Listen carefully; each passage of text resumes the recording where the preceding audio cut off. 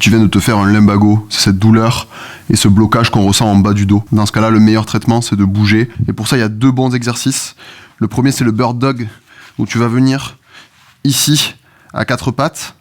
Et là, tu vas venir tendre un bras et une jambe opposée, ici, en poussant fort avec la main qui reste au sol vers le sol. Donc ça donne ça. Tu viens ici, et là, tu viens essayer de te grandir, pousser au maximum la jambe vers l'arrière et le bras vers l'avant, et pousser avec ta main qui est au sol vers le sol. Et tu maintiens 10 secondes, et tu relâches, et tu viens alterner la position. Et tu changes de côté, tu pousses au maximum, tu maintiens 10 secondes, et tu changes de côté. Là aussi, tu peux faire du 10 x 10 secondes, comme le mouvement de la prière.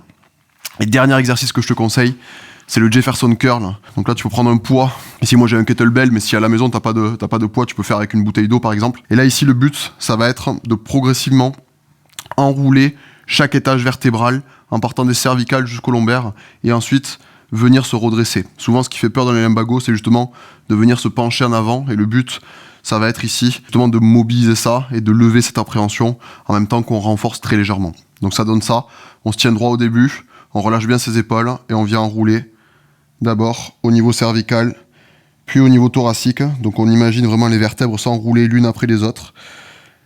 On descend au niveau du bas des dorsales, le début des lombaires, le bas des lombaires, donc c'est là que ça va tirer le plus en gardant les jambes tendues. Et ensuite on va faire l'inverse. Une fois que ça étire bien, on remonte progressivement en démarrant lombaire après lombaire, au niveau thoracique, progressivement jusqu'au niveau cervical. Et on recommence cet exercice, pareil, une quinzaine, vingtaine de fois, pour essayer de bien mobiliser et renforcer de manière très douce au départ. Donc tu l'as compris, la clé pour un lumbago, c'est vraiment le mouvement.